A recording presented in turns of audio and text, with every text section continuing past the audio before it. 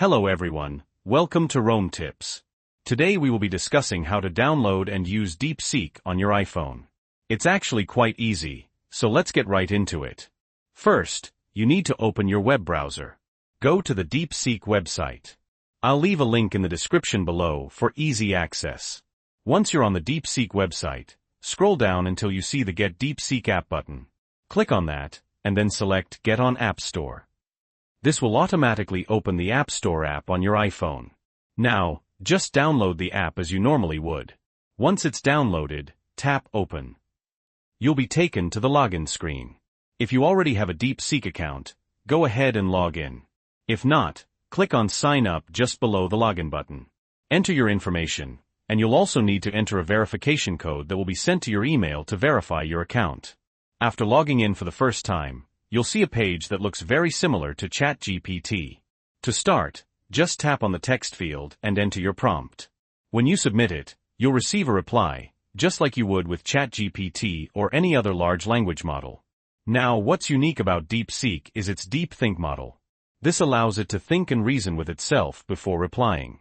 Let's see that in action. First, select the Deep Think tag underneath the search bar. Then, enter your prompt. I'm going to use a question that doesn't have a right or wrong answer and requires some subjective thinking. Hit Submit. You'll actually see it thinking in real time. Once it's finished thinking, it will give you a response, with its conclusion based on its own thoughts, which you can see before the final answer. Now that it's finished, if you scroll back to the top, you can see how long it was thinking. You can even read through its thought process if you like. And if you don't want to see the thought process, you can just collapse it. Another cool feature is DeepSeek's ability to search the web in real time. To use this, click the search tag below the search bar. Then, enter your prompt.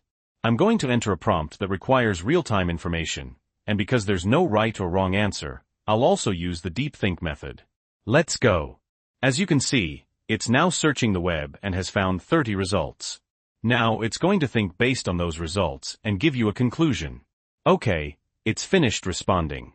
Scroll up to see the answer. And just remember, this is not financial advice. Scroll up further, and you'll see its thought process. At the very top, it says, Found 30 results. Click on that, and you'll see a list of all the resources it used to draw its conclusion.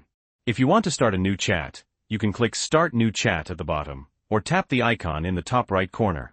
To view your past prompts, tap the two lines in the top left corner. And to access the settings, tap your email address at the bottom. Finally, if you want to attach a photo, image, or document to your prompt, you need to deselect the search tag first.